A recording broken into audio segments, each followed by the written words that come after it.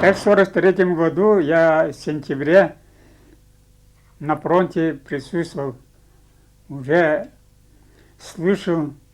Первое время, конечно, страшно было слышать это артиллерийские стрельбы, все, взрывы.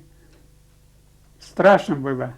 Однажды я помню такой случай до сих пор, что когда нас было трое, один сержант меня охранял и командир роты был с нами, капитан. Я фамилии, к сожалению, всех не помню. И мы сидели на засаде и спрятались и наблюдали немцев.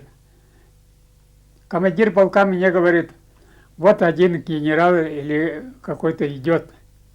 Видите или нет? Я говорю: я вижу. Ты можешь его выстрелить? Я говорю: могу.